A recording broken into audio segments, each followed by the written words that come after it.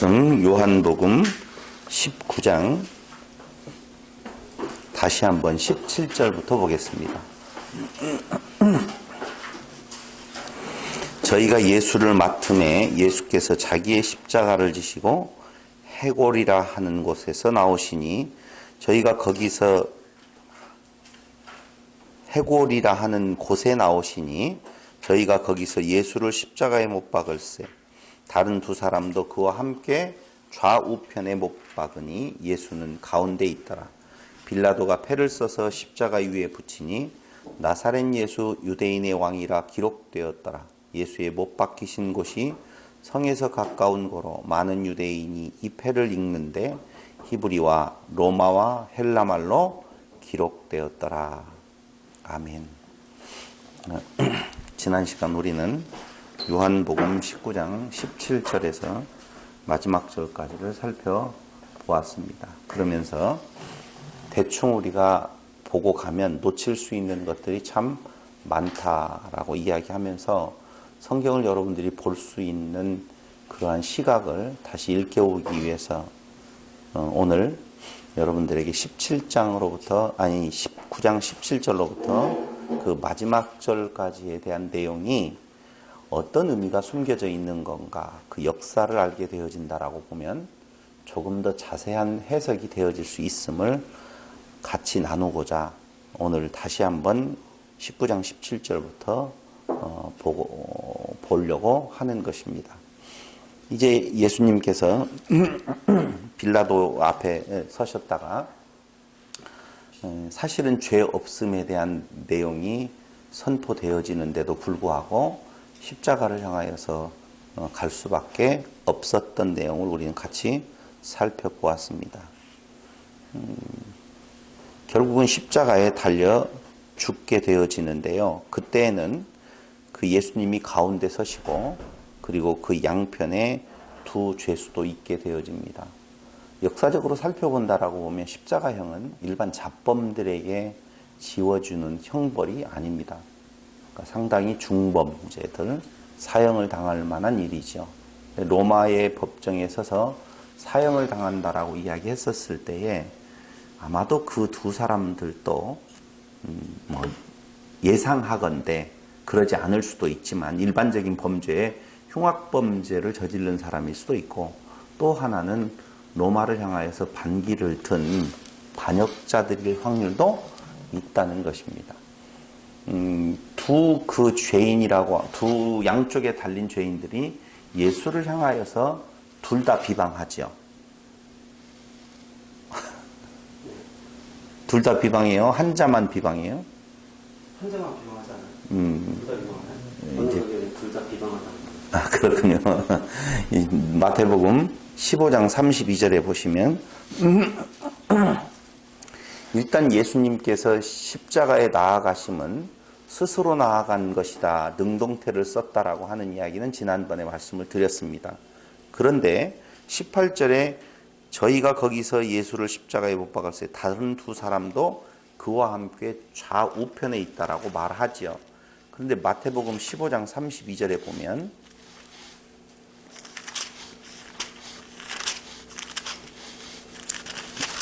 다 같이 시작. 예수께서 제자들을 아니죠. 마태복음 제가 15장 32절이라고 그랬죠. 아닌데 이게 누가복음 마태복음 15장이 아니고 몇 장이죠? 25장인가? 아니죠. 잠깐만요.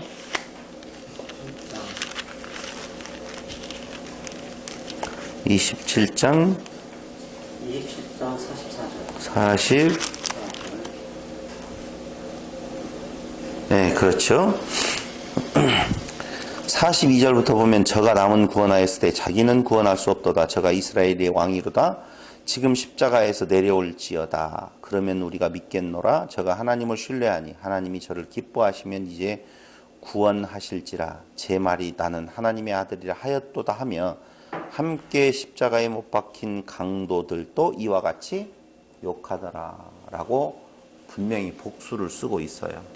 그러니까 두 강도 다 예수님을 욕하는 모습을 볼 수가 있다 그 말입니다. 그런데 누가복음 23장 39절에 보면 누가복음 23장 39절에서 보면 달린 행악자 중 하나는 비방하여 가로되 네가 그리스도가 아니냐 너와 우리를 구원하라 하되 하나는 그 사람을 꾸짖어 가로되 네가 동일한 정죄를 받고서도 하나님을 두려워 아니하느냐 우리는 우리의 행한 일에 상당한 보응을 받는 것이니 이에 당연하거니와 이 사람의 행한 것은 옳지 않는 것이 없느니라 하고 가로되 예수여 당신의 나라에 임하실 때에 나를 생각하소서 하니 예수께서 이르시되 내가 진실로 내게 이르노니 오늘 네가 나와 함께 낙원에 있으리라 하시니라.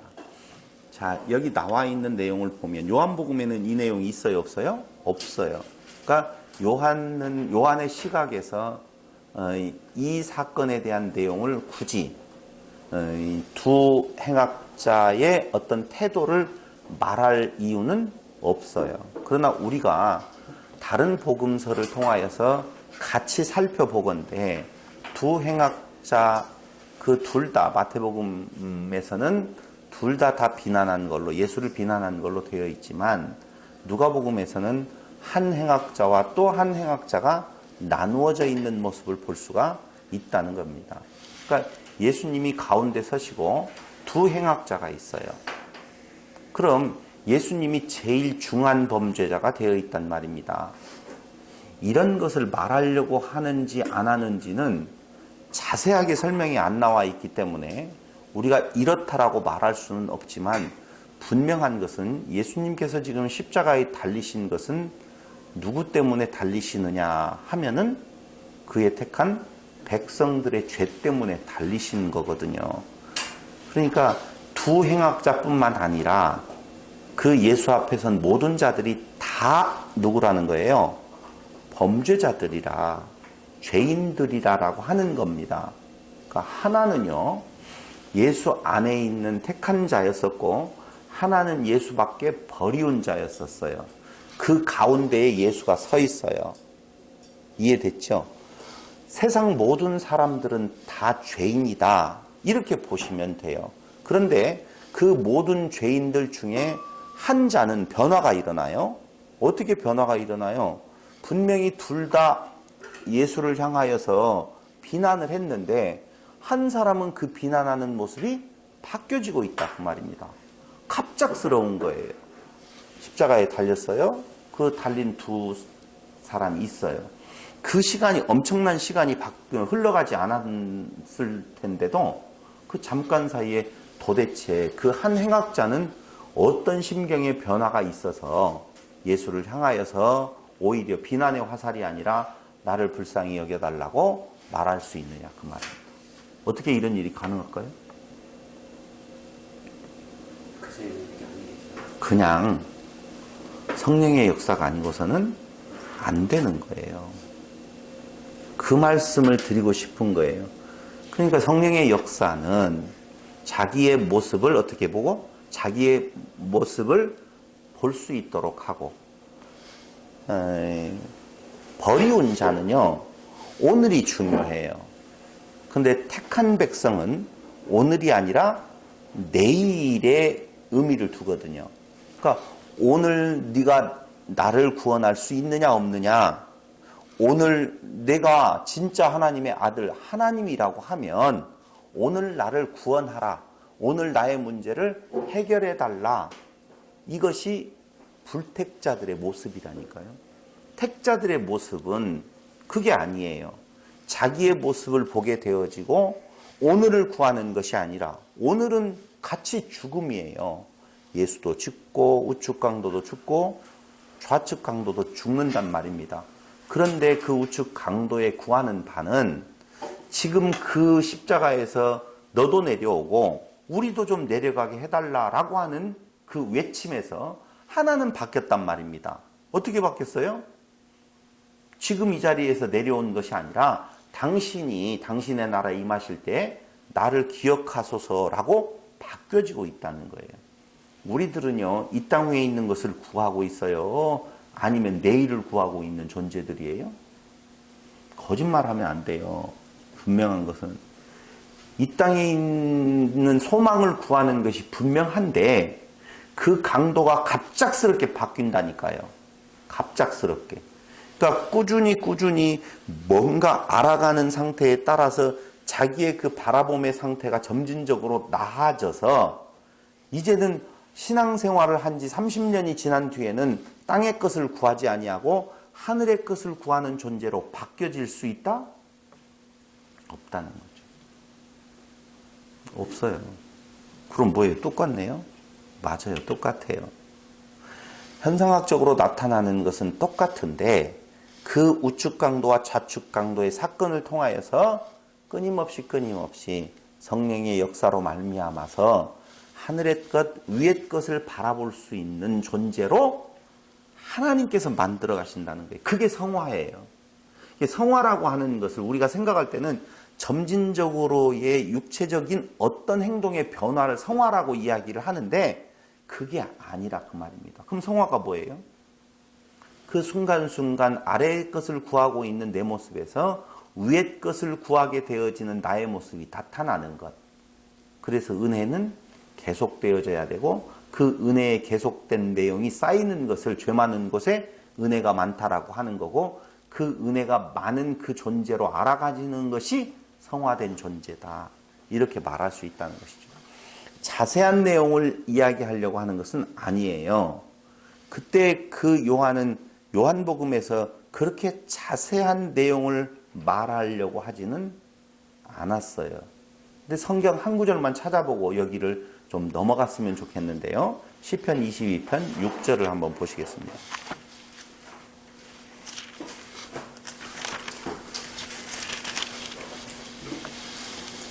나는 벌레요. 자, 이게 누가 쓴 시냐 하면은 다윗이 쓴 시예요. 근데 다윗이 그 왕으로 있었을 때에 6절에 나는 벌레요. 사람이 아니라 사람의 회방거리요. 백성의 조롱거리니이다. 이렇게 표현을 하고 있죠. 다윗이 자기가 왕임에도 불구하고 자기를 지칭할 때 나는 벌레요. 사람이 아니라 사람의 회방거리요. 백성의 조롱거리니이다. 나를 보는 자는 다 비웃으며 입술을 삐죽이고 머리를 흔들며 말하되 저가 여호와께 의탁하니 구원하실 걸 저를 기뻐하시니 건지실 걸 하나이다. 누구 말이에요 지금? 예수님께서 십자가에 달려서 있었을 때에 그 밑에 있는 자들이 예수를 향하여서 지금 한 말이잖아요. 똑같지 않아요? 나를 보는 자는 다 비웃으며 입술을 삐죽이고 머리를 흔들며 말하되 저가 여호와께 의탁하니 구원하실 걸 저를 기뻐하시니 건지실 걸 하나이다. 이가 지금 누구예요? 왕이에요. 왕인데 이런 비웃음을 지금 받고 있어서 자기가 누구라고 말하느냐? 벌레. 그리고 사람이 아니라 사람의 회방거리요 백성의 조롱거리라. 이렇게 이야기를 하고 있다는 것입니다. 지금 예수님의 모습을 그대로 지금 그려주고 있잖아요. 이게 다윗도 왕이고 또 예수님도 왕이신데 그 왕으로서의 자리에 앉아있는 자의 모습을 우리가 상상해 보면은 당연히 정치적인 메시아의 그 영화로운 모습을 생각할 수 있다는 것입니다. 그런데 다윗도 조롱거리가 되어지고 예수도 조롱거리가 되어 있는 모습을 지금 똑같이 그려주고 있는 거예요. 왜요? 그가 왜 왕임에도 불구하고 하나님의 아들 하나님임에도 불구하고 그렇게 모든 사람들의 비웃음거리 상태에 있게 되어져 있는 건가? 그건 그 예수, 그 다윗을 통하여서 이미 예표되어진 그 예수는 세상 부분의 세상 문제 해결자가 아니고 무엇을 해결할 존재인 건가? 죄의 문제의 해결자라 그 말입니다. 죄의 문제를 해결하시기 위하여서 이 땅에 오신 것이지 세상을 지배하려고 오신 것이 아니라는 것이죠. 그러니까 예수님께서 당하신 그 조롱은, 비난은 누가 받아야 될 비난이요 조롱인 건가? 그의 백성들, 택한 백성들이 받아야 될 비난과 조롱을 그가 다 당하신 거다라고 하는 것이죠. 결국은 예수님께서 이 땅 위에 오시는 것은 결국은 우리의 죄를 위하여서 오신 결과가 되어졌는데요. 그 죄의 문제를 해결하시기 위하여서 예수님이 십자가에 달리시게 되어지고, 그 달리실 때에 한 존재는 그 안에서 자기 부인이 일어나잖아요. 한 존재, 두 존재 다 자기 부인이 있지 아니하고 오히려 자기 중심적인 생각으로 그 왕을 향하여서 네가 왕이라고 보면 나를 지금 평화롭게 하라 라고 했는데, 그 순간에 한 존재는 바뀌어서 자기 존재의 부인이 일어나게 되었다 그 말입니다. 그럼 그가 누구라는 거예요? 택한 백성이요. 그 택한 백성에 일어나는 그 자기 존재의 부인은 바로 그가 영생으로 들어가는 길에 있다는 건데, 그것이 그 스스로의 어떤 능력이라든가 노력으로 이루어진 것이 아니라 하나님의 절대적인 주권으로 이루어진 것이다 라고 하는 것을 말씀을 드리는 거예요. 예레미야 20장 7절 한번 보겠습니다.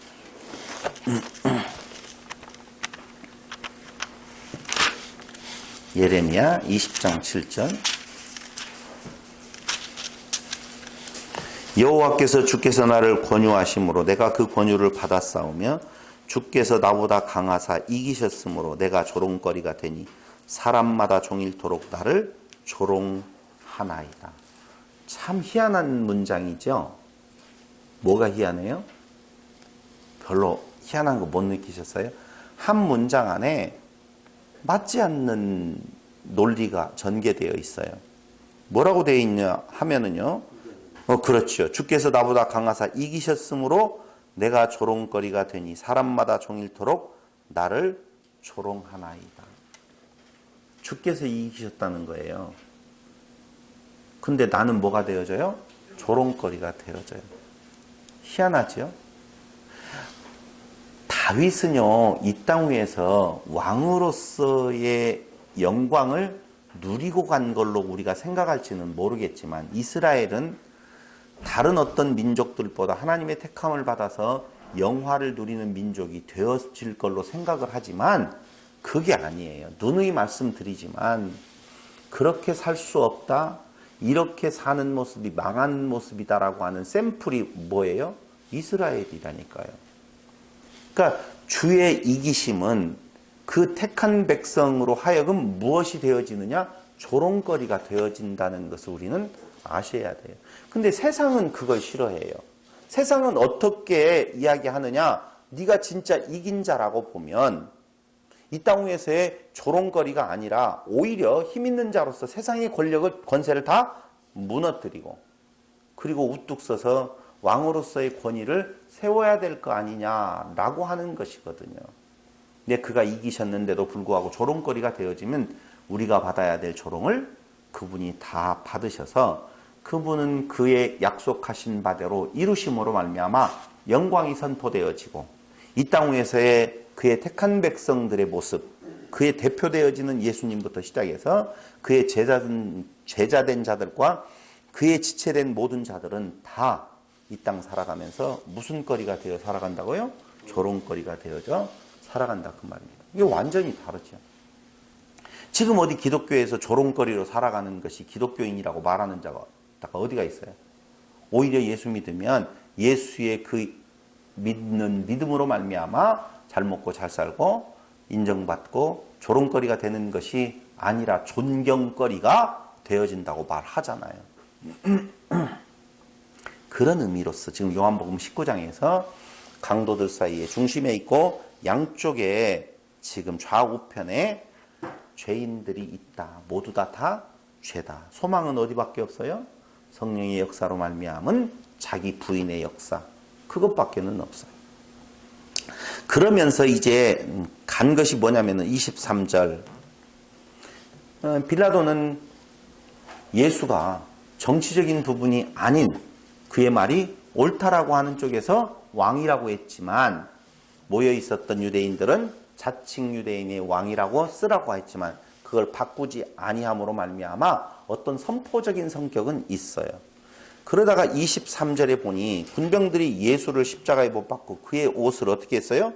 취하여서 각각 나누고 무엇하지는 않았더라? 찢지는 않았어요. 그런데 이것을 24절에서 저희가 내 옷을 나누고 내 옷을 제비 뽑나이다. 찢지 말고 누가 얻나 제비를 뽑자. 재미로 했어요, 이들은. 자, 겉옷부터 속옷까지 완전히 다 벗겼어요. 다 벗겨서 나누는데 제법 큰 옷, 여기 보면 군병들이 이 속옷은 호지 아니하고 위에서부터 통으로 짠 것이라, 통으로 짠 옷이란 말이에요. 그러니까 그걸 크잖아요. 위에서부터 통으로 짰으니까 크잖아요. 작은 것들로 하나씩 나누었는데, 그러니까 그걸 잘라서 가져가지 말고 누구에게로 배정되어지는지 무엇하자? 제비 뽑자 라고 하는데, 이는 성경에 저희가 내 옷을 나누고 내 옷을 제비 뽑나이다 한 것을 응하게 하랴 함이러라. 군병들은 이런 일을 하고 나오잖아요. 시편 22편 18절의 내용을 인용한 거예요. 한번 볼까요? 시편 22편 18절.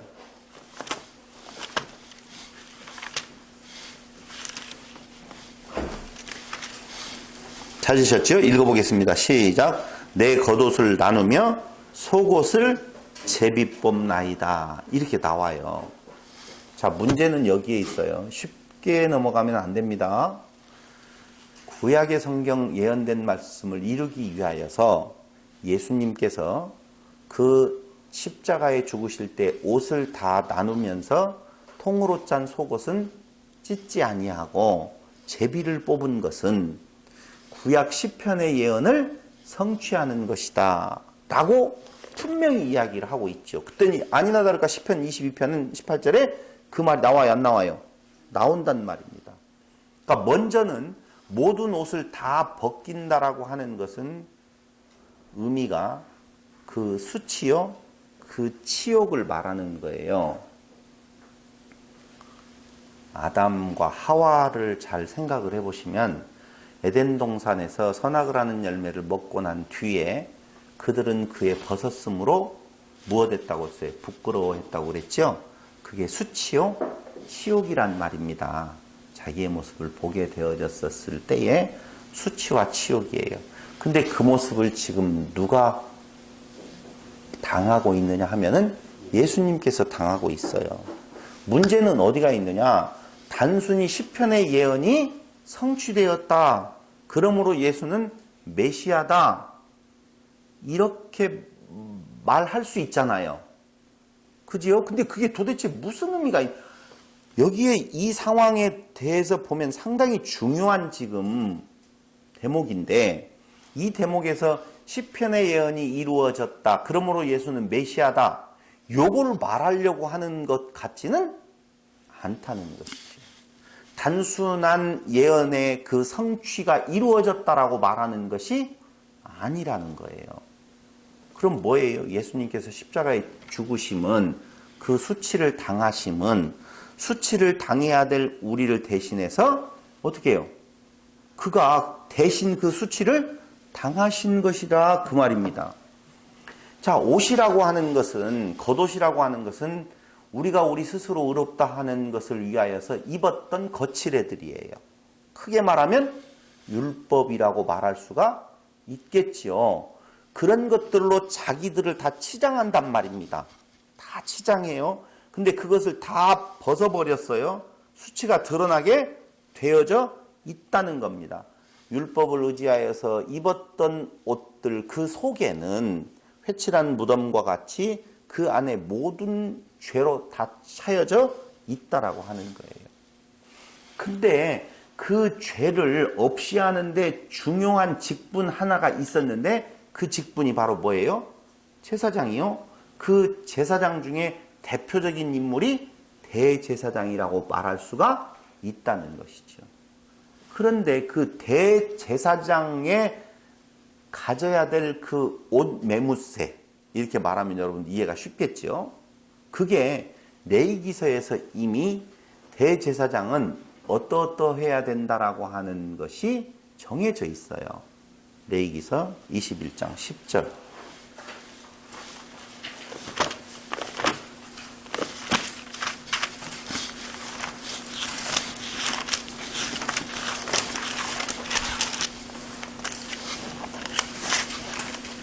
(21장) 10절을 다 같이 찾으신 줄 알고 한번 봉독해, 아니 여러분 같이 한번 읽어보겠습니다. 시작. 자기 형제 중 관유로 부음을 받고 위임되어 예복을 입은 대제사장은 그 머리를 풀지 말며 그 옷을 찢지 말며 라고 되어 있어요. 그러니까 대제사장의 조건 중에 하나가, 가져야 될 조건 중에 하나가 옷을 찢지 말아라. 대제사장의 옷은.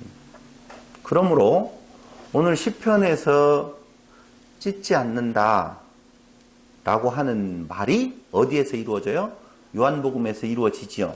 그것은 무엇을 근거로 되어진 거라고요? 레위기서 대제사장의 조건에 해당되어지는 거예요. 그러므로 예수님께서는 우리 죄를 위하여 십자가에 죽으시는데 그때의 그 옷을 찢지 않았다라고 하는 구약을 말씀을 이루려고 한다라고 하는 것은 단순히 시편의 말씀이 아니라 어디까지 들어가는 거예요? 레위기까지 들어가는 거라 그 말입니다. 그런데 찢지 아니하는 그 옷이 예수님의 옷이지요. 봐봐요. 예수님이 입었던 옷이 누구에게 다 전달되어져요? 예수를 죽인 자들에게 전달되어지지요. 그렇잖아요. 그런데 우리 가만히 생각을 해보세요. 창세기에 가서 아담과 하와가 그 부끄러움을 가리려고 입었던 옷이 무슨 옷이에요? 뭐가 가죽 옷이에요? 아담과 하와가 스스로 지어 입었던 옷은 나뭇잎 옷이지요. 그것은 다 어떻게 되어지는 거예요? 찢어져야 될 것들이에요. 그건 나만함이 없이 다 헤어질 옷이라니까요. 그러니 그걸로는 부끄러움을 가릴 수 없으니 그것은 찢어 없어지고 무슨 옷이 지어지느냐? 짐승의 가죽옷이 지어 입혀진다 그 말입니다. 그게 찢어지지 아니할 옷이라 그 말이에요. 찢어지면 부끄러움을 가릴 수가 있다 없다? 없다는 것이라니까요. 그래서 그 십자가에 죽으실 때에 그 예수 앞에서 군병들이 재미삼아 이루었던 일들, 행했던 그 행위들조차도 예수가 누구라고? 대제사장이라고. 우리의 부끄러움, 오히려 예수를 죽이는 자의 부끄러움을 가려줄 세마포의 주인공이라고 지금 선언해주고 있다는 것입니다. 그 앞에 겉옷은 나누잖아요. 네. 속옷만 이렇게 안 찢는 자꾸요. 문장을 그것도 겉옷도 나누었지 찢지 않았어요. 나누었을 뿐이지 찢지 않았어요. 찢지 않았다고요. 예, 그냥 끝에 몇 볼이 있었는지는 모르겠습니다만은 속옷을 하나로 통으로 입고 그 위에 입었던 그 속옷이 통이라는 말이에요. 알겠어요? 근데 굳이 그 통이라는 그 옷을 입은 이유가 도대체 무엇이고, 우리는 벌써 속옷하면 팬티를 생각하지만 그게 아니라니까요. 원피스, 속옷. 그 위에 입었던 옷도 찢어요, 안 찢어요? 안 찢었고. 안에 크니까 군병들이 많이 있을 거 아니에요. 그럼 어떻게 하자고요?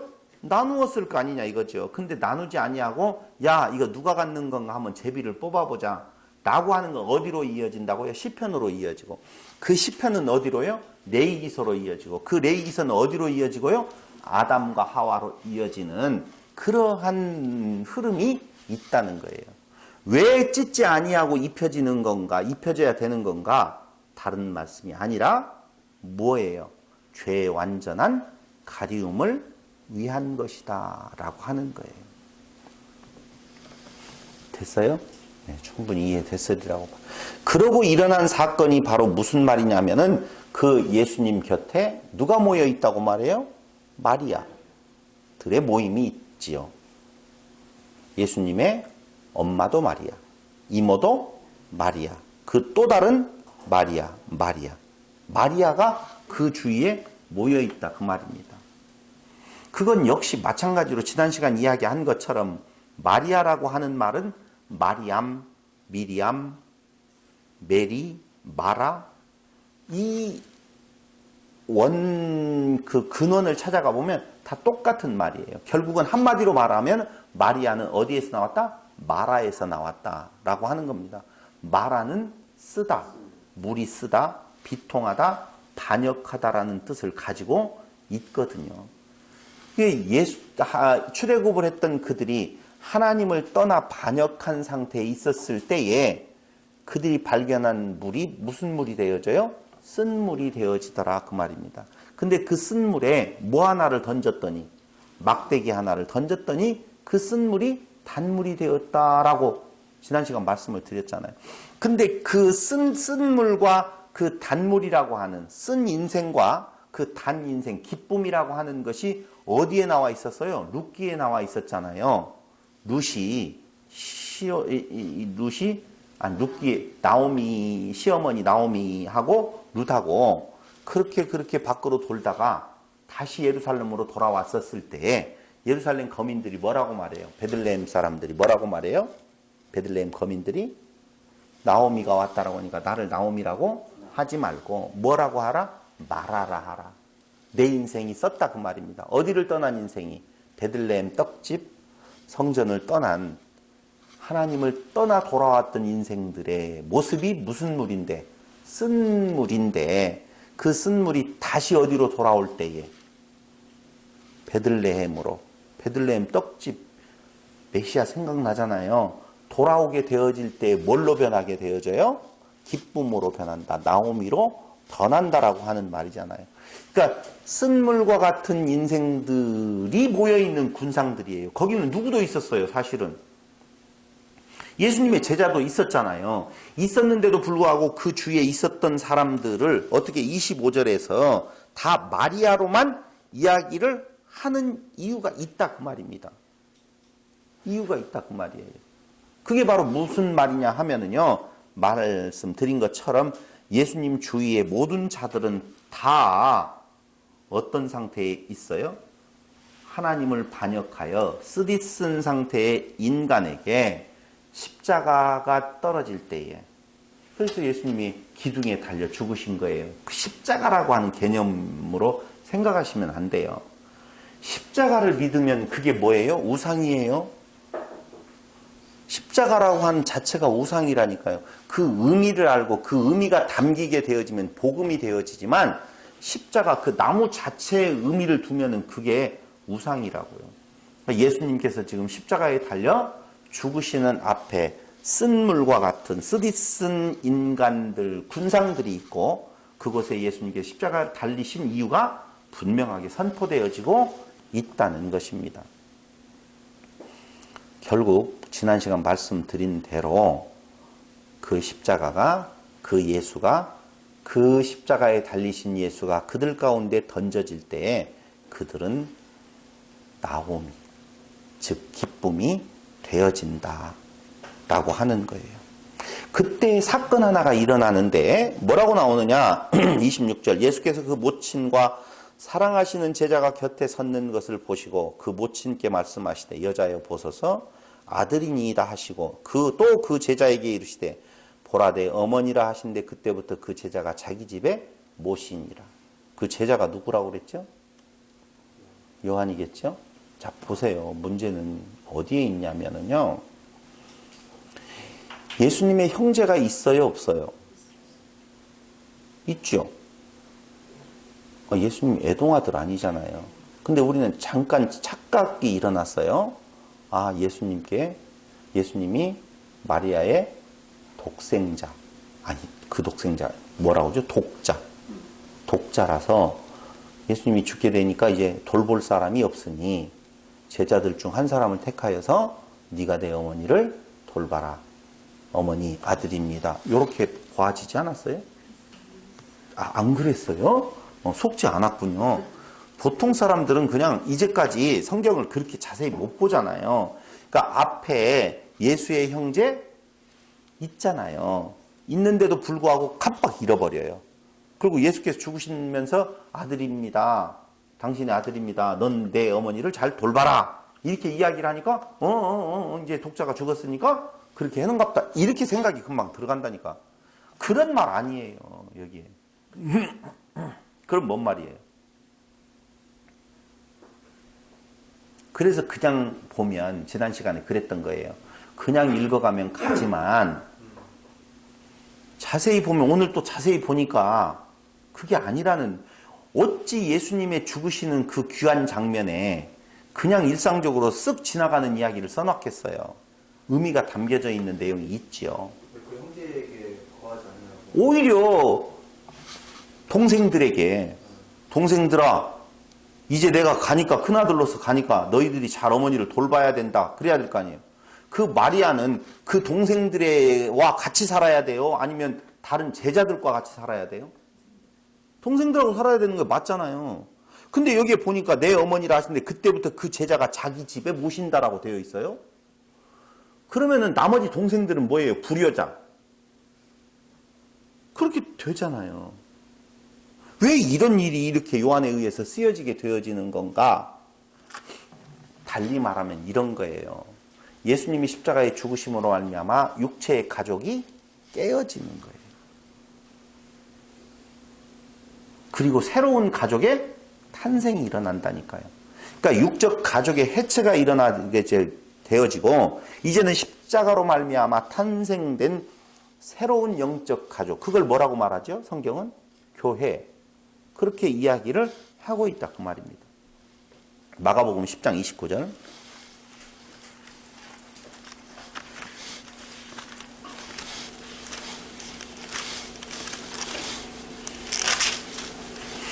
예수께서 가라사대 내가 진실로 너희에게 이르노니 나와 빛 복음을 위하여 집이나 형제나 자매나 어미나 아비나 자식이나 전토를 버린 자는 이라고 나와요 안 나와요?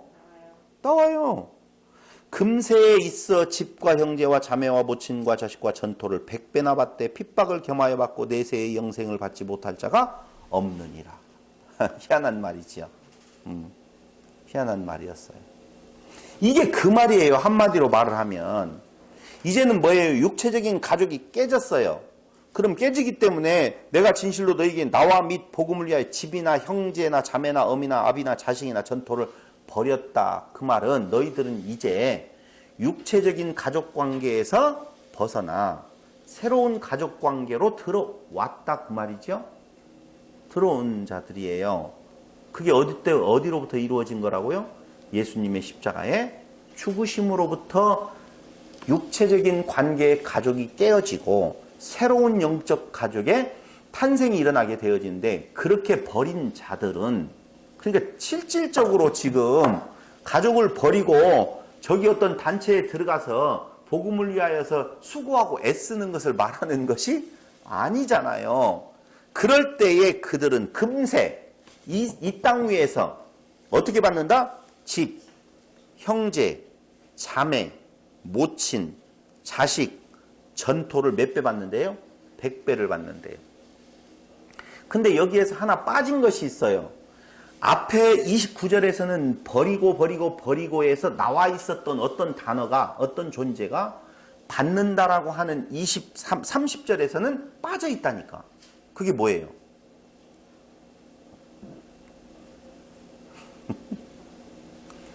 아니, 버릴 대상에 대한 것이 29절에 나와 있는데 얻는 것은 30절에 나와 있잖아요.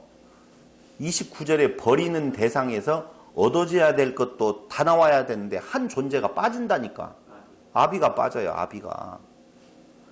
버릴 아비가 있는데 받을 아비는 없어요. 100배로 받을 아비는 없다니까. 왜요? 새로운 가족의 아비는 한 분밖에 없어요. 주님밖에는. 새로운 가족의 아비 한 분밖에 없거든요. 그러니까 아비는 100배로 받는다 안 받는다? 안 받아요. 육적인 아비는 버려도 영적인 아비는 누구? 하나. 그리고 난 나머지 모든 존재들은 100배로 다 받는다. 거기 그대로 빠져있고 거기 있고 빠져있다니까요. 그리고 내세에는 영생을 받지 못할 자가 없느니라. 맞아요. 이 땅 위에서 형제요 자매요 다 누가 나의 형제요 자매냐고 그러잖아요. 엄마가 왔다라고 하니까. 복음을 선포할 때 예수님께서 어머니가 찾아왔는데요. 누가 있어서 나의 어머니요? 누가 있어서 나의 형제냐? 그렇게 이야기해요, 안 해요? 다 같은 이야기를 지금 하고 있다니까요. 그런 그 새로운 교회 공동체는 내세의 영생을 선물로 받게 되어져 있어요. 그런데 먼저 된 자로서 나중되고 나중된 자로서 먼저 될 자가 많으니라 라고 이야기를 하잖아요. 그게 바로 뭐라고요? 그때 당시에 그 가족이라고 하는 하나님 가족이라고 하는 존재는 이스라엘을 이야기를 했었지만 아니라는 것이지요. 그게 아니다.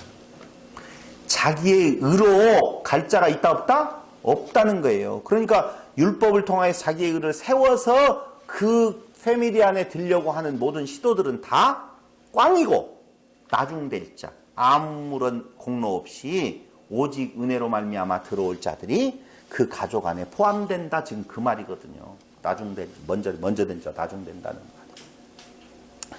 그럼 다시 한번 말씀 26절로 돌아가서 이야기한다라고 보면 결국은 이제까지 예수님의 십자가를 지시기 전까지의 세상 모든 사람들과 예수를 따랐던 제자들은 그 예수를 통하여서 무엇을 추구해 가고 있었느냐 하면은 세상 가치를 추구해 가고 있었던 거예요. 그런데 예수님께서 힘없이 십자가에 죽어버리시니까 그들은 그 실망감에 의해서 다 흩어져 버리고 말더라 그 말입니다. 한마디로 말을 하면 기존의 가치 속에 있는 가족관계하고 새로운 영적 가족의 가치관계는 전혀 달라요. 그러니까 새로운 영적 가족 안에서 이루어지는 추구해가고 있는 가치는 세상 가치와 분리된 삶이라니까요. 그러니까 세상 가치, 이광철 집사님 살아가면서 그 사는 날 동안에 가치를 두고 살아간다면 어디에다 가치를 두고 살았어요? 세상이죠. 그러니까 그 세상의 가치로운 것의 존재들이 뭐냐 이거죠. 돈, 명예, 가족. 가족 크죠. 제일 클 거예요. 지금 그래서 그 가치에 대한 이야기를 가족으로 이야기를 하고 있는 거예요. 버리고 새로운 것을 취하게 되어 있다 라고 하는 것.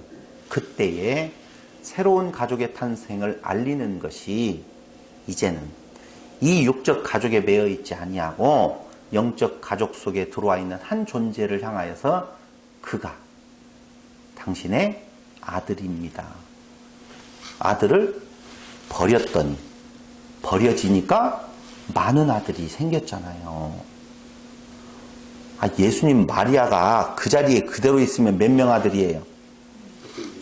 이제 한 명인가 두 명인가 몇 명이잖아요. 근데 버리고 나와서 그 요한이 그의 아들이라고 보면 그와 똑같은 자들이 다 아들 아니에요. 100배도 넘어요. 100배도. 그런 의미를 말하고 있는 것이죠. 이제 됐죠? 거기. 그러면서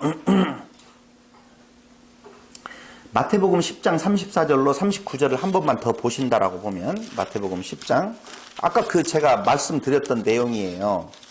마태복음 10장 34절로 39절 내가 세상에 화평을 주러 온 줄로 생각지 말라. 화평이 아니요 검을 주러 왔노라. 내가 온 것은 사람이 그 아비와 딸이 어미와 며느리가 시어머니와 불화하게 하려 함이니 사람의 원수가 자기 집안 식구리라. 이 말이 무슨 말인지 알겠죠? 그래요. 당연해요. 새로운 가족의 영적 가족의 생성으로 인하여서 육적 가족과의 갈등이 생기겠어요? 안 생기겠어요? 당연히 생기게 되어 있다는 말입니다. 사람의 원수가 자기 집안 식구니라. 아비나오미를 나보다 더 사랑하는 자는 내게 합당치 아니하고 아들이나 딸을 나보다 더 사랑하는 자도 내게 합당치 아니하고. 그게 조금 전에 이야기했던 세상 가족을 이루어가고 있는 사람들의 가치 기준에서 여기 어미, 아비, 가족이라고 하는 내용이라 그 말입니다.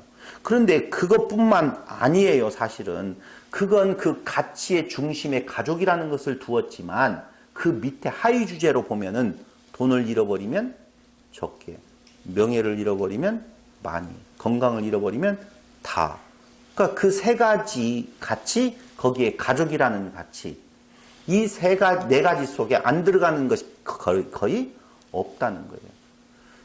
그것에서부터 싸움이 시작되어진다라고 하는 겁니다.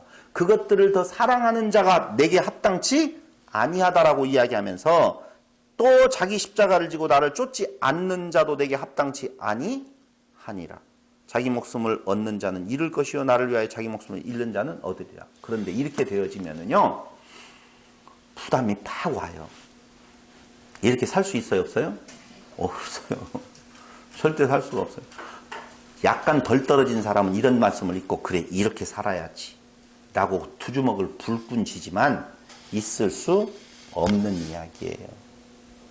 예수 믿고 난 뒤에는 그렇게 살 수 있어요, 없어요? 예수를 믿기 전에는 그렇게 살 수 없어요. 인정. 예수 믿고 난 뒤에는 그렇게 살 수 있어요, 없어요? 없어요. 그렇게 살려고 노력해야 돼요, 안 해야 돼요?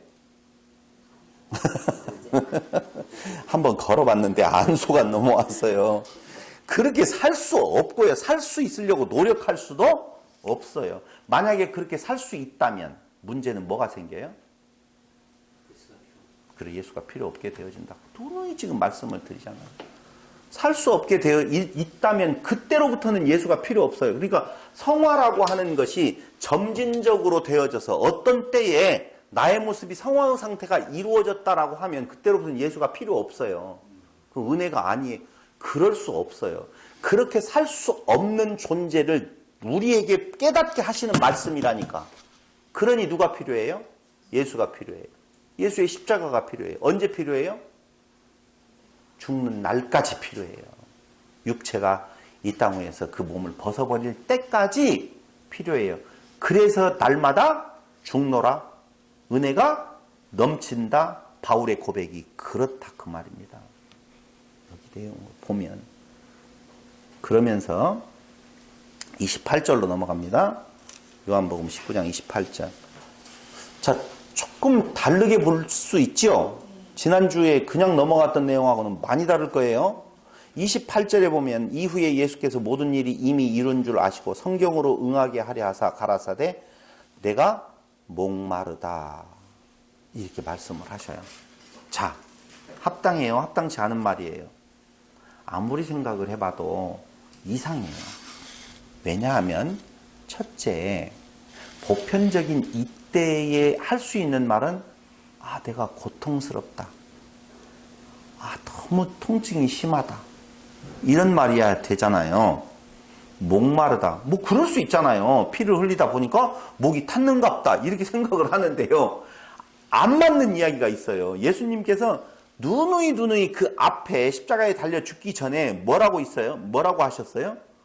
목마른 자들아 내게 오라. 내가 너희를 목마른 자들 수고하고 무거운 짐을 쉬게 하고 목마른 자들 목마르지 않게 해준다고 했잖아요. 내가 주는 물은 영원히 솟아나는 샘물이 되어진다 라고 했잖아요. 물이 없어서 기갈이 아니요 양식이 없어서 기근이 아니라 뭐가 기근이요 기갈이라고 그랬어요? 말씀이 없어서 기갈과 기근이라고 그랬잖아요. 근데 예수님께서 그 중요한 말씀을 앞에 하셔놓고는 당신은 목마르다라고 이야기하면 안 맞잖아요. 뭐가 분위기가 확 깨져버리잖아요. 아직까지 육신의 몸을 입었기에. 육신의 몸을 입었다라고 하면 봐봐요. 이거 수가성의 여인 사건 기억나죠? 똑같은 내용이에요. 예수님께서 우물가에 가서 목마르시다 그러죠? 그렇죠? 근데 목마르시다 해서 물 기르는 여자에게 물 좀 달라 이야기를 하시죠. 근데 그 대화를 보면은요. 거꾸로 내가 목마른 것이 아니라 네가 목마른 자야 라고 이야기를 하셨단 말이에요. 그러니까 예수님께서 목말라서 그 우물을 간 것이 아니고 무엇을 하기 위해서 그 택한 그 여인으로 하여금 그 목마름을 어떻게 알게 해서 영원한 샘물 되시는 당신에게로 이끌려고 하신 거라 그 말입니다. 그러므로 지금 십자가에 달려서 목마르다 하시는 것도 그 여인 앞에서 하신 이야기나 똑같은 내용이라니까. 피 흘리고 물 흘려가지고 물 빠졌다라고 하니까 그 물 빠져서 그냥 물이 먹고 싶다라고 하는 내용이 절대 아니라는 것을 우리는 분명히 아셔야 돼요. 이게 중요한 이야기인데 근데 우선 다른 복음서에는 예수님 목마르다는 표현을 안 하지 않았나요? 그냥 사람들이 줬다 이런 거. 중요한 것은요, 그 표현보다도 목마르다라고 할 때에 다른 복음서에서 예수님께 준 음료가 있어요. 목마르다 이 말하고는 상관없이 십자가형을 당하는 자들의 고통이 너무 심하니까 무엇을 주느냐 하면요, 해용 아니고 그렇지, 어떻게 알았어요? 기억을 하시네. 몰약을 탄 포도주를 주고, 또 마태복음에서는요, 몰약이 아니라 쓸개. 그렇죠. 읽어왔어요? 아니면 기억난 거예요? 예습했구나. 쓸개를 탄 포도주를 주고, 그리고 어디 복음, 마가복음에서는 뭘 줬다고 나오느냐? 몰약을 탄 포도주를 줬다고 그래요. 근데 이게 뭐냐면은요, 진통제예요. 쓸개와 몰약이라고 하는 것을 다 먹이면 너무 그 통증이 심해서 인간적으로 너무 심하다라고 해서 군병들이 그 통증을 없애기 위해 진통제로서 몰약이나 무엇이라고 말한다고요? 맞아요. 몰약하고 쓸개탄 주죠. 근데 예수님께서 그걸 받아 먹어요, 안 먹어요? 안 먹어요. 입에 적셔보시고 안 먹어요. 분명히 아셔야 돼요. 거기 그럼 볼까요? 가서 한번 보죠. 마태복음 27장 34절.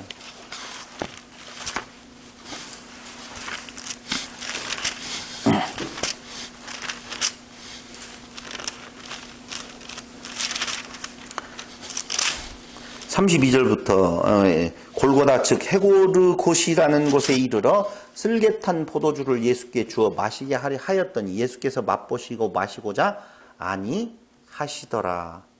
안 마셔요. 그런데 그 34절을 넘어가서 48절에 보면은요, 48절에 보면 그 중에 한 사람이 곧 달려가서 해용을 가지고 신포도주를 머금게 하여 갈 때에 깨어 마시운다라고 해요. 틀려요. 두 사건이에요. 처음에는 쓸개탄 포도주를 주었고 예수님이 거부했고, 나중에 가서 요한복음에 나오는 것 같이 무엇을요? 신포도주를 주었어요. 근데 마가복음에도 나오네요. 15장 23절.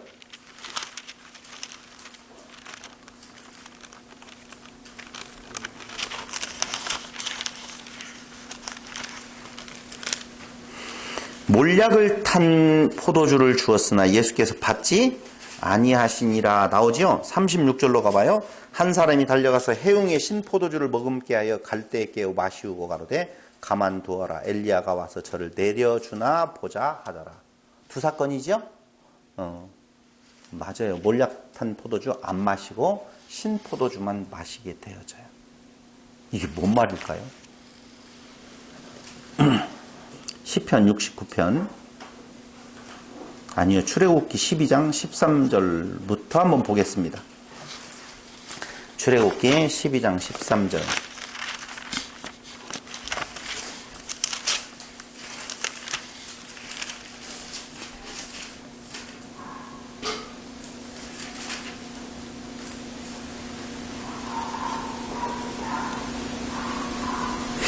이 출애굽기를 보기 전에 무엇을 먼저 봐야 되냐면요, 시편 69편 21절을 먼저 한번 보세요. 시편 69편 21절. 저희가 쓸개를 나의 식물로 주며 갈할 때에 초로 마시웠사오니 나오지요. 다윗의 시예요. 그렇죠? 대답을 안 해요. 21절, 저희가 쓸개를 나의 식물로 주며 갈할 때에 초로 마시웠사오니 라고 되어 있어요. 그러니까 지금 예수님을 예표해서 미리 예언되어진 내용이 다윗에 의해서 노래되어지는데요. 쓸개탄 포도주는 먹지 아니하고 신포도주, 갈할 때에 초로 마시웠다라고 하는 말이 나오잖아요. 이걸 머릿속에 기억에 두고 앞으로 넘어가요. 출애굽기로 12장. 22절로 23절을 봐야 되는데요. 내가 13절 먼저 보겠습니다. 내가 애굽 땅을 칠 때 그 피가 너희의 거하는 집에 있어서 너희를 위하여 표적이 될지라. 내가 피를 볼 때에 너희를 넘어가리니 재앙이 너희에게 내려 멸하지 아니하리라 그러지요. 그러니까 이 말은 한마디로 말을 하면 출애굽하기 전에 하나님께서 애굽에다가 재앙을 내리실 때 마지막 재앙으로서의 그 재앙이 넘어가는 유월절에 대한 내용이 나와 있는데, 그 유월절에 대한 내용은 피예요. 피인데 어떻게 피가 발리워지느냐 하면은 22절에 나와 있어요. 21절 모세가 이스라엘 모든 장로를 불러서 그들에게 이르되 너희는 나가서 너희 가족대로 어린 양을 택하여 유월절 양으로 잡고 너희는, 거기 나와요. 시작.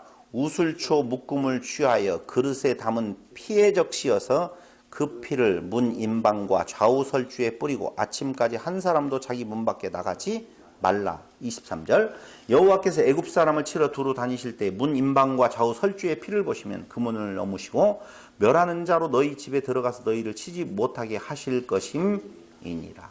여기에 뭔 단어가 나와요? 우슬초가 나와요. 그러니까 죄 있는 곳에 죽음의 사자가 갈 때에 모든 상자들을 다 죽게 되어지는데 어떤 집만 그 죽음의 사자가 넘어 패스오버 유월이 되어지느냐 하면은 피발린 우슬초로 피바른 부분에 대한 내용을 지금 이야기를 하고 있다 그 말입니다. 포도주는 무엇을 상징해요? 예수님의 피. 당연한 거예요. 그러니까 그 신포도주, 아까 시편에서 나오죠? 신포도주를 머금게 했다라고 나오잖아요. 그러니까 예수의 피의 상징이 신포도주예요, 지금. 그걸 우슬초에 어떻게 해서 묻혀서 거기 적시고 있다는 거예요. 그러니까 예수님께서 지금 흘려지실 피에 대한 내용을 이야기를 하고 있는데요. 문제는 무슨 이야기를 하려고 하느냐 하면은요. 한마디로 말하면 우슬초에 의해 피가 발려지면은 누구든지 무엇 해줘요? 살아난다 그 말입니다. 그런데 왜 예수님께서는 그 우슬초에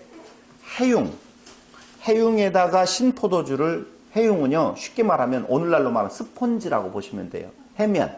근데 그 해면은 아니에요. 그때는 그런 것이 없었어요. 그러니까 바다의 어떤 생물 부분에 대한 내용을 어떻게 처리를 하면 그게 해면과 같은 역할을 해요. 그걸 뭐라고 한다고요? 해융이라고 해요. 근데 그 해융에다가 신포도주를 묻혀가지고 예수님에게 우슬초에다가 묶어가지고, 우슬초에 뭘 묶어요? 해융을 묶어. 그 다음에 해융을 어디에다 담고요? 신포도주에 담궈가지고 그걸 예수님에게 갖다 대주고 있단 말입니다. 한 사람이 그래 좋은 의미로 갖다 댔어요? 나쁜 의미로 그랬어요? 마시고 싶다고 하니까 아니요. 거기 그렇게 안 되어 있고, 그렇게 하고 난 뒤에 그 한 사람이 뭐라고 했어요? 가만 두어봐라. 누가 구원하나 어쩌나 봐라. 그러니까 좋은 의미가 아니었어요. 저가 조금 더 살 수 있다면, 목말라서 빨리 죽지 말고 살 수 있다면 무슨 일이 일어나는지 한번 보자 하는 심정으로 할 뿐이에요. 그는. 근데 그 일이 무엇을 이루는? 예언을 이루는 일이었었고, 그 예언은 무엇을 말하는 건가? 바로 유월절 사건을 통하여서 우슬초와 그 피해 사건하고 연관되어진 일들이라, 그 말을 지금 하고 있는 거예요. 자, 보세요. 더 중요한 구절을 한 구절 봐야만이 여러분들이 완벽하게 소화해낼 수 있어요. 예레미야 2장 13절.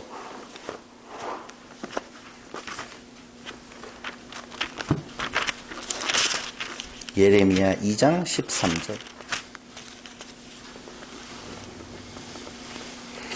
백성의 죄에 대해서 예레미야를 통해 지적하는 건데요. 그 백성의 죄가 뭐냐면요. 시작. 내 백성이 두 가지 악을 행하였나니 곧 생수의 근원되는 나를 버린 것과, 생수의 근원되는 나를 버린 거예요. 두 번째로는 스스로 웅덩이를 판 것인데 그것은 물을 저축지 못할 터진 웅덩이니라. 우리는 웅덩이라고 표현되어 있는 어떤 항아리 부분이겠죠. 웅덩이 하니까 항아리가 갑자기 생각이 나는데, 웅덩이를 팠는데 물을 아무리 부어도 물이 모이지를 않아요. 왜요? 밑에 물을 먹어버리는 어떤 모래땅이겠죠. 그러니까 우리나라 그 뭐 있죠? 그게 그 동화인가? 두꺼비가 이렇게 해가지고 뚫린 것에 받침이 되어가지고 안 새도록 하잖아요. 이거 뚫려 있으면은요, 아무리 부어봐도 소용 없어요. 그러니까 밑에 모래 땅인 곳에다가 웅덩이를 만들어 놓고 물을 채워봐야 다 빠져나간다 그 말입니다. 목마르지요. 물이 아무리 부어도 끊임이 없어요. 그 여인은요, 남편이 몇이었어요? 네? 6이었었죠. 왜 6의 남편을 두었을까요? 목마르기 때문에.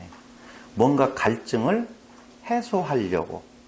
근데 삶의 근원자 되시는 하나님을 떠난 자들은 당연히 갈증이 생기겠어요? 안 생기겠어요? 생기죠. 생긴다니까요. 그래서 그 갈증을 해소해 보려고 무엇인가를 자꾸 채운다 그 말입니다. 그 채우는 것이 바로 뭐예요? 아니요. 채우는 것이 돈도 채워보고, 신랑도 채워보고, 명예도 채워보고, 제일 크게 그 갈증을 해소하기 위하여서 채우는 것이 뭔 줄 아세요? 윤리와 도덕이에요. 내가 이렇게 사는 것이 내 삶의 의미가 되어질 것이 아니냐. 돈을 벌어도, 명예를 가져도. 그래서 매슬로우가 이야기를 했잖아요. 인간의 욕구의 마지막 단계가 뭐라고요? 자아실현 욕구라고. 이 자아실현이 바로 뭐냐면요, 윤리와 도덕적인 최고봉에 들어서는 거예요. 나를 위해서 이제까지 살았다라고 보면, 나를 위한 삶이라면 이제부터는 너를 위한 삶으로 내가 전환을 하겠다는 것이죠. 그런데 그것으로 채워질 수가 없다는 거예요. 이유는요, 오늘 예레미야 선지자를 통해서 선포하고 있는 내용은 생수의 근원되는 나를 버린 것이다. 이스라엘의 그 목마름은 기갈과 기근이라고 하는 인간적인 그게 아니라는 거죠. 영원한 샘물의 근원 되신 하나님을 버린 거라고 보면, 두 번째로는요, 그 버린 것에서 끝나지 아니하고 자기의 의를 세우겠다라고 끝까지 달려나가고 있는 거예요. 그게 다 헛된 시도들이다라고 하는 것을 분명히 말해주고 있는 것입니다. 그런데 예수님께서 무엇을 하고 계셔요? 해갈을 하시잖아요. 뭘로? 신포도주로. 그때 그 신포도주는요, 포도주에서 더 넘어가면 뭐가 되어져요?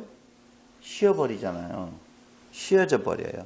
근데 그것을 뭘로 마셨는 건가? 그 군병들이 해갈의 음료로 마셨던 거거든요. 그러니까 목마르다고 하니까 저그들이 먹는 그 신포도주를 어떻게 해서 먹고, 너 한번 능력을 좀 발휘해봐라. 지금 비웃는 거거든요. 근데 그 비웃음이 무엇을 이루는 것인 건가? 메시아에 대한 증표를 이루는 것이다 라고 하시는 거예요. 그러니까 예수님께서 그 포도주를 먹고 그가 돌아가시잖아요. 결국 무엇 하면서 돌아가셔요? 다 이루었다라고 하시면서 돌아가셔요. 그러니까 한마디로 말하면요, 당신의 그 해갈은 그 당신의 흘려진 피가 흘러 넘침으로 말미암아 그 목마름에 있는 자들을 무엇시킨다? 해갈시키실 뿐이다 라고 하는 진리를 선포하는 거예요. 근데 어떻게 죽어요? 발가벗겨져 죽지요. 그러니까 우리가 가져야 될 그 목마름, 우리가 당해야 될 그 수치를 당신이 다 지고 가심으로 말미암아 그것을 통하여서 그 막대기 하나가 던져짐으로 말미암아서 그들의 부끄러움이 가려지고, 그리고 그들의 목마름이 다 해소되어진다 그 말입니다. 그런데 우리는 그 예수를 영접하고 난 뒤에 그 오직 예수님만을 음료로 삼고 살아가요? 아니지요. 그래서 매번 목마른 상태에 있어요. 만약에 그 한 번 그 예수를 그 영접한 때로부터 나는 죽어도 다른 것에 의해서 이렇게 쉽게 떠나가서 물을 채우려고 하는 시도를 안 할 수 있다면 예수 필요 없는 것이 되어지지. 그래서 우리의 삶은요, 계속적으로 그 목마른 상태에서 다른 것을 추구해 가봤더니 해소가 되더라 안 되더라? 안 되더라. 그래서 너희의 기갈은 물이 없어서가 아니다라고 이야기하면서 순간순간 성령의 역사를 통하여서 우리에게 그 은혜를 깨닫게 하시는 하나님의 섭리가 거기에 나타나 있다라고 하는 것입니다. 자기의 피를 쏟아서 해갈시키시고 발가벗겨져 죽으심으로 말미암아 우리의 부끄러움을 가리워 주시는 그 복음이 오늘 요한복음 19장에 잘 나타나 있다 그 말입니다. 그런데 우리는 무엇을 가치로 두고 살아가고 있는지 한번 생각해 볼 필요가 있다는 거예요. 그 영원히 해갈시키시고 우리에게 있어 영원한 부끄러움을 가리실 그분 앞에, 그 십자가 앞에서 우리가 지금 쫓아가고 있는 것은 이미 예레미야 선지자를 통하여서 경고했었던 그 자기의 의를 다시 또 채워볼까 하고 쫓아가고 있는데 가봐야 다 헛것이에요. 더 목마를 뿐이다 라고 하는 겁니다. 그러면서 예수님께서 다 이루었다 그러죠? 다 이루었다 하실 때 앞에 뭐라고 말 나와요? 엘리 엘리 라마 사박다니 어찌하여 나를 버리십니까? 어찌하여 나를 버리셔요? 원망투가 아니에요. 어찌하여 나를 버리십니까? 왜 버리셔요? 다 이루기 위하여서. 어찌하여 나를 이곳에 이렇게 버리십니까? 라고 하는 말이 다 이루기 위하여서다라고 하는 내용입니다. 그 내용은 시간이 다 됐으므로 다음 주에 이어서 말씀을 드리도록 하고 오늘 여기까지 마치겠습니다. 기도드리겠습니다. 고마우신 아버지 하나님, 오늘 또 우리에게 귀한 시간 허락하여 주시고 말씀을 통하여서 오직 그리스도의 십자가 앞에서만이 우리의 부끄러움이 가리워지고 우리의 목마름이 해소되어지는 것을 확인해 보았습니다. 그러나 우리 육체가 연약하여서 아버지 하나님 매일매일 사는 동안에 다시 이 땅 위에 소망 두고 이 땅 위에 가치 두고 살아가는 내 모습이 나타납니다. 그렇기 때문에 그 사랑이 필요하고 그 은혜가 필요한 것을 다시 한번 깨닫게 하셔서 사는 날 동안 하나님이 베풀어 주신 그 은혜의 감격 속에 살아가는 성도들이 되게 하여 주시기를 예수님의 이름으로 기도드립니다. 아멘. 우리 찬송가 102장으로 찬양 드리겠습니다.